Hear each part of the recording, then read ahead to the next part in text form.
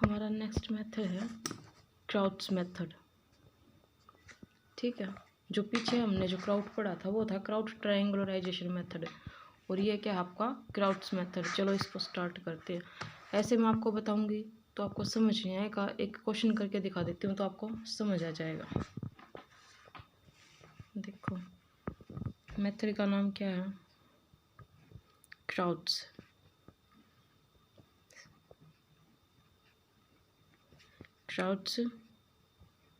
Method.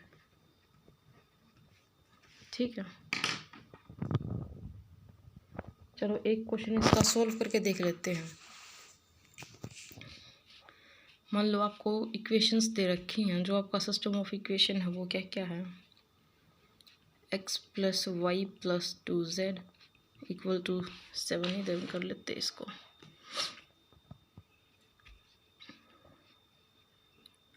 3x plus 2y plus 4z equal to 13 है, और अगली इक्वेशन क्या है 4x plus 3y plus 2z equal to 8 है। बुक को कर देते हैं साइड। अब यहाँ पे देखो,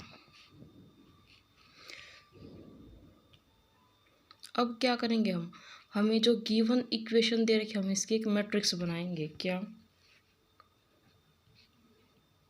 ये शुड बी, क्या बनेगी हमारी मैट्रिक्स पहले तो लिखे हम ए की वैल्यू क्या क्या है, आपकी ए के जो एलिमेंट है वो क्या क्या है 1 3 4 1 2 3 2 4 2, और जो आपके बी के वो क्या क्या है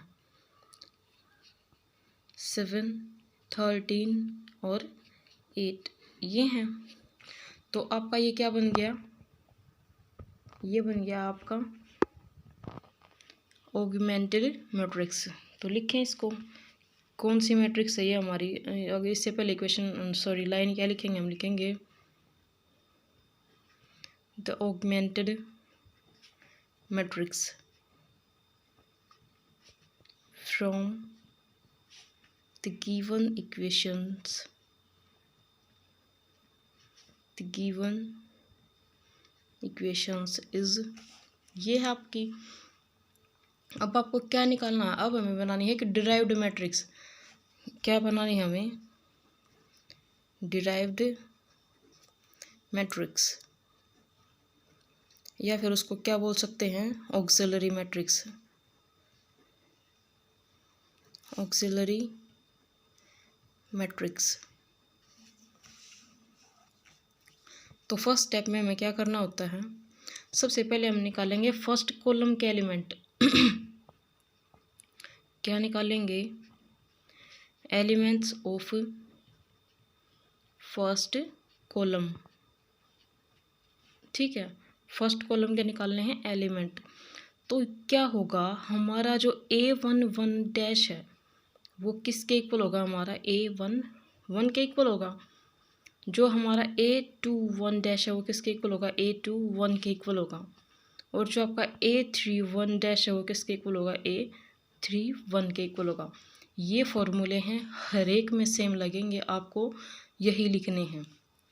तो आपकी जो A11 डैश की वैल्यू निकलेगी वो क्या बनेगी, यहाँ देखो A11 आपका क्या है, ये है, तो आपकी क्या वैल्यू बन गई, ये 1 बन गई। और जो आपका A21 डैश है उसकी वैल्यू क्या है, उसकी वैल्यू 3 है, तो ये भी क्या बन गई, 3 बन गई।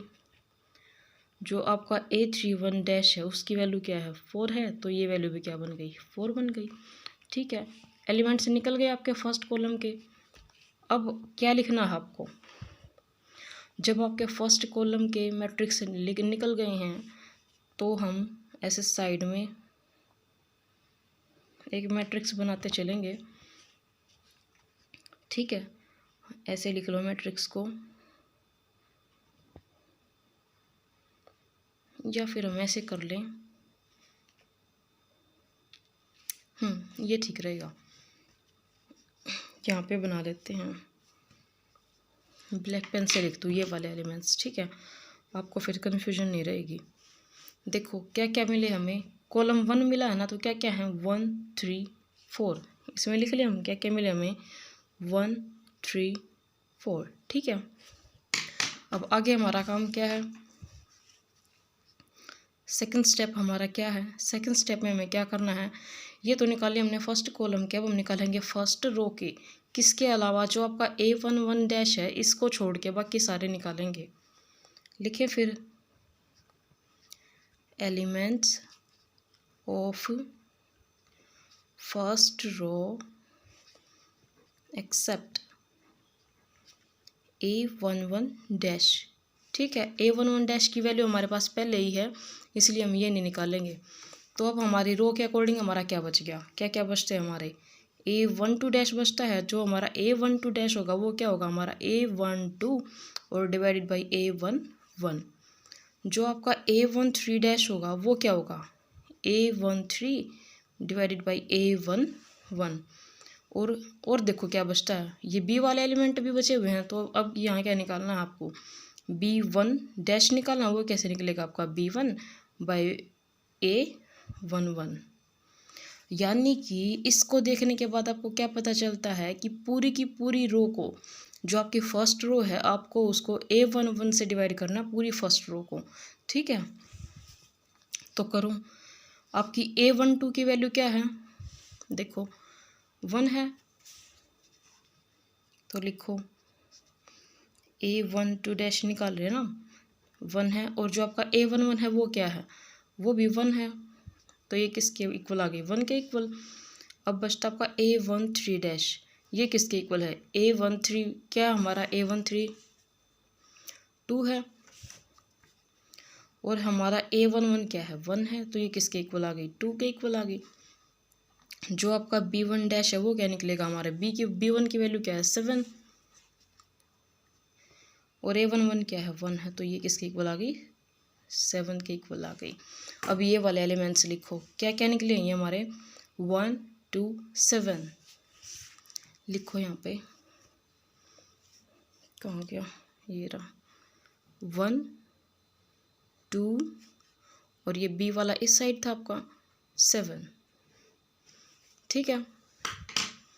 अब देखो, हमने फर्स्ट कॉलम के भी निकाल लिए, फर्स्ट रो के भी निकाल लिए। अब हम क्या करेंगे, अब हमारा जो नेक्स्ट स्टेप होगा उसमें हम सेकंड कॉलम के निकालेंगे।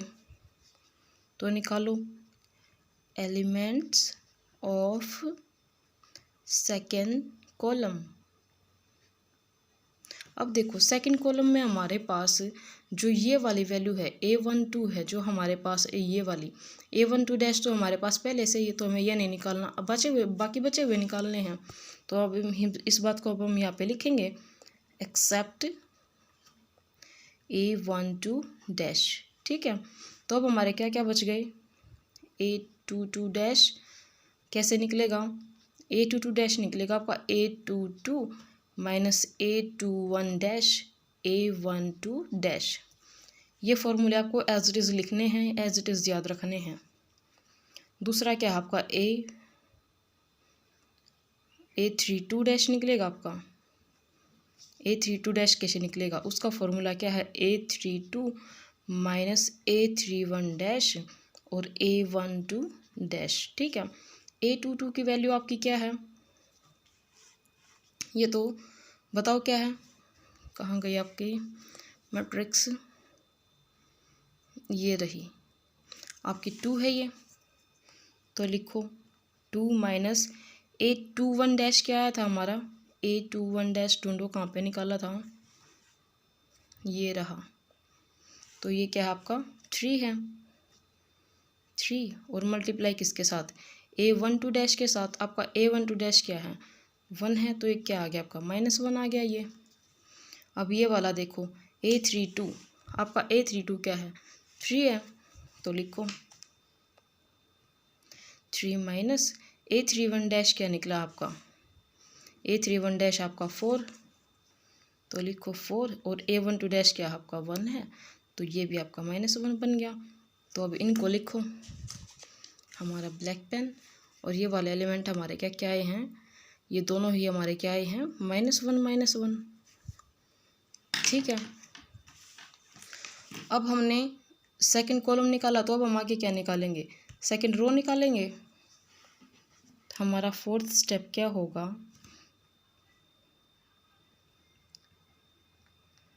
एलिमेंट्स ऑफ सेकेंड रो, और सेकेंड रो में किस किस को छोड़ के, एक्सेप्ट, देखो सेकेंड रो में आपके पास क्या क्या है, आपके पास ये वाला है, ये वाला, सिर्फ दो ही निकालने हैं। तो लिखिए अब हम किस किस को छोड़ के, कि हमारा A23 और जो हमारा B2 है, ये दोनों हमें नहीं निकालने हैं। तो देखो अब कौन सा निकालना है हमें, हमारे पास ये दो हैं और बाकी के हमें निकालने हैं। तो निकालो, क्या क्या बन गया हमारा,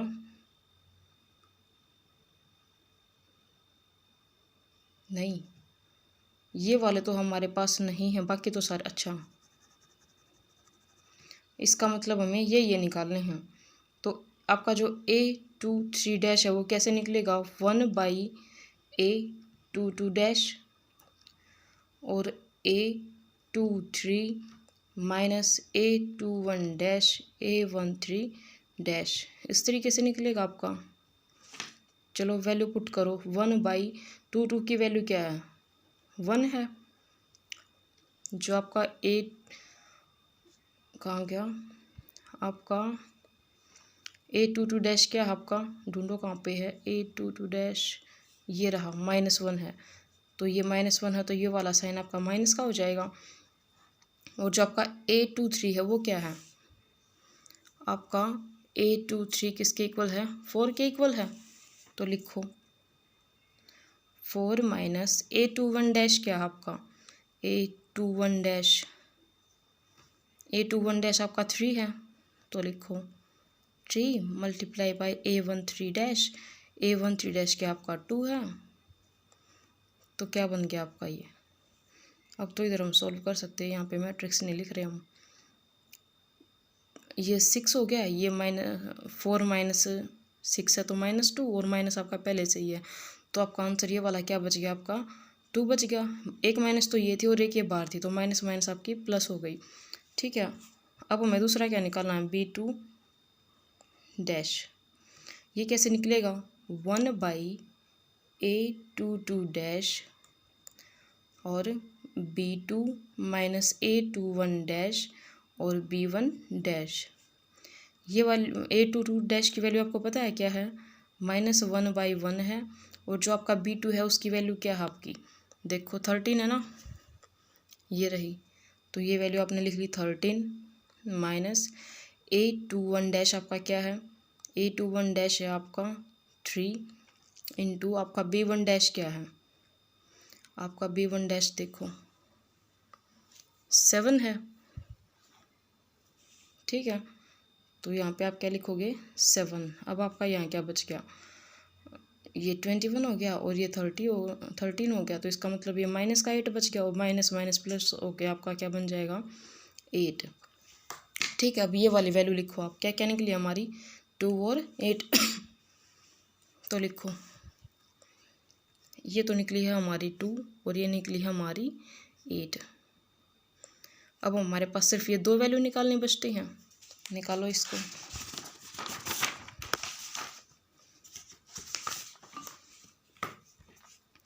हमने क्या क्या निकाल लिया, first column first row, second column second row. अब हम क्या करेंगे, थर्ड कॉलम को निकालेंगे। स्टेप नंबर 5 में क्या करेंगे,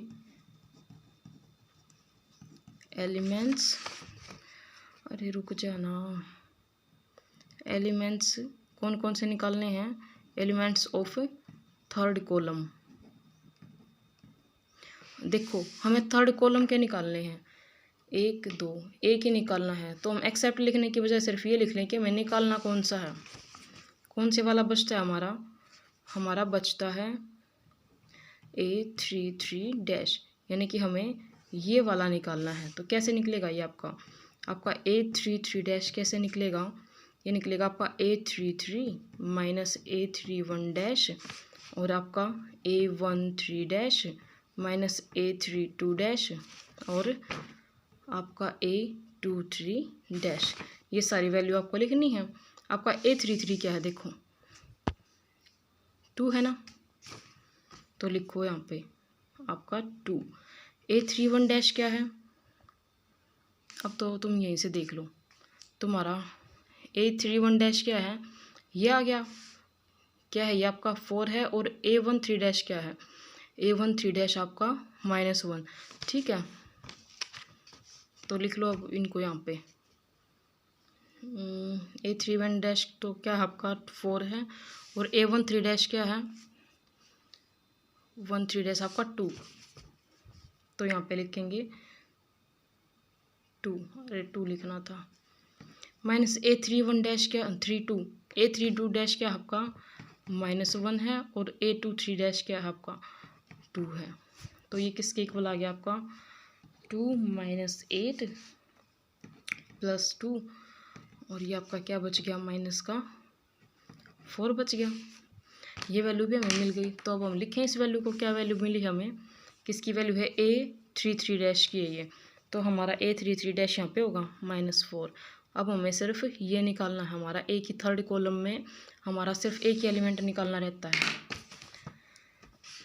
लिखें अब इसको, ये है हमारा स्टेप नंबर 6। क्या निकालना, हमें एलिमेंट निकालना है। अब डायरेक्ट उसी का नाम लिख लें जो निकालना है, B3 dash of third column, sorry third row, क्योंकि थर्ड कॉलम तो हमारा कंप्लीट निकल गया ना, ऊपर निकाला था हमने कॉलम।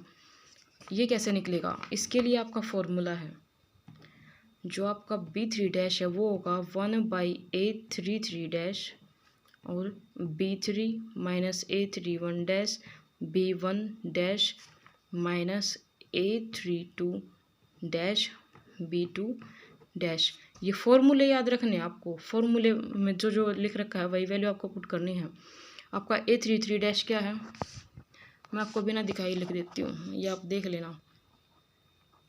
ये है आपका जो 33 डैश है उसकी वैल्यू आपकी 4 है, देख ही लो तुम। B3 क्या है तुम्हारा, B1 B2 B3, ये है आपका 8 माइनस A31 डैश क्या है, देखो A31 डैश क्या आपका 4 है, और साथ में इसके कौन सा लिखा हुआ है B1 डैश, इसको भी अभी देख लो, ये है 7। तो 7 × 4, सॉरी 4 × 7 माइनस A32 डैश और B2 डैश, A32 डैश -1 है, और B2 डैश क्या है 8 है। तो लिखो क्या क्या है -1 और 8। अब इसको सॉल्व करो, 8 - 28 + 8, 1/4, 16 - 28, 1/4 × 12, 4 3 12, 3 वैल्यू आ गई आपकी। अब आपको सारी वैल्यू मिल गई हैं, आपकी ये वाली वैल्यू क्या है 3। अब आपको क्या करना है, जो आपकी डिराइव्ड मैट्रिक्स है ये आपकी क्या बन गई डिराइव्ड मैट्रिक्स। एक बार ये देखो कि आपने इसमें निकाला क्या क्या है, ये तो आपके एज इट इज़ हैं, देखो 1 3 4 1 3 4 1 2 7 1 2 7, लेकिन ये चीज़ें हमने फिर भी निकाल ली हैं। ये वाली जो चीज़ें हैं हमने ये वाली चीज़ें निकाली हैं, और इसमें क्या निकाला, ये एज इट इज़ रख के करा था, और ये और इस वाले में जो आपका है ये। तो अब आप लिखो कि आपकी जो डिराइव्ड मैट्रिक्स है वो बनी क्या है, ये आपकी डिराइव्ड मैट्रिक्स ही बनी है। तो अब आपको निकालना है सॉल्यूशन। डिराइव्ड मैट्रिक्स तो आपकी बन गई, एक बार फिर भी लिख लो इसको, द डिराइव्ड, एक बार फिर बता रही हूँ, डिराइव्ड मैट्रिक्स को ऑक्सिलरी मैट्रिक्स भी बोलते हैं, ये मैंने आपको पहले ही बता दिया था, एक बार फिर से बता दिया है, याद रखना, तुम भूल मत जाना, कहीं भूल जाओ फिर से कि क्या था, ये मेरे को याद ही नहीं है। तो डिराइव्ड मैट्रिक्स, क्या मैट्रिक्स आपकी, यहाँ लिखो आप A डैश B डैश,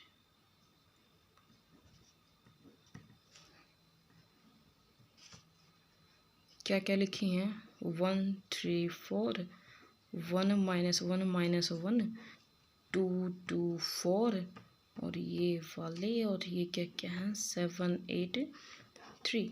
ठीक है, अब आप देखो, अब आपको क्या करना है। अगर आप ध्यान से देखोगे तो आपके सॉल्यूशन यहीं से निकलते चलेंगे। एक बारी हम इनको ऐसे कर लेते हैं। अरे नहीं, ये 4 नहीं आएगा इसमें, इसमें सिर्फ 3 होता है, और इसमें ये 2 वाले होते हैं, और इसमें ये 3 वाले होते हैं। ठीक है, अब तुम यहाँ से निकालोगे किसकी वैल्यू, z की वैल्यू। जो आपका z होता है वो किसके इक्वल होता है, आपका b3 डैश के इक्वल होता है। ठीक है, और जो आपका b3 डैश है उसकी वैल्यू क्या है, 3 है, तो इसका मतलब आपको z की वैल्यू मिल गई। अब आप किसके निकालोगे, y की। जो आपका y है वो किसके इक्वल होगा, वो होगा आपका b2 dash minus 823 dash into z। करो पुट, b2 डैश आपका क्या है, देखो 8 है, माइनस 823 डैश 823 माइनस 1 है, नहीं क्या है ये 823 डैश 23 डैश ये है, तो ये क्या है आपका 2 इंटू जेड की वैल्यू क्या है 3, क्या बन गया 8 माइनस 6 इक्वल टू 2। जेड की वैल्यू मिल गई, वाई की वैल्यू मिल गई, किसकी बचती है एक्स की। एक्स की वैल्यू कैसे निकलेगी, b1 dash minus a12 dash into y minus a13 dash into z. करो वैल्यू पुट, इसके नीचे ही कर लो। जो आपके b1 डैश है उसकी वैल्यू क्या है 7 है, a12 डैश की वैल्यू 1 है, और y की वैल्यू क्या निकली है अभी हमारी 2 निकली है, माइनस a13 डैश क्या है आपका 2 है, और z की वैल्यू क्या निकली थी 3 निकली थी। सॉल्व करोगे तो क्या बन जाएगा 7 माइनस 2 माइनस 6 माइनस 1, नहीं अच्छा ये हाँ -1, ठीक है -1। सारी वैल्यू आपको मिल गई। एक्स की वैल्यू क्या निकली -1, वाई की निकली 2, जेड की निकली आपकी 3, तीनों वैल्यू निकल गई। यही आपका क्राउड्स मेथड था, एक बार देख लो।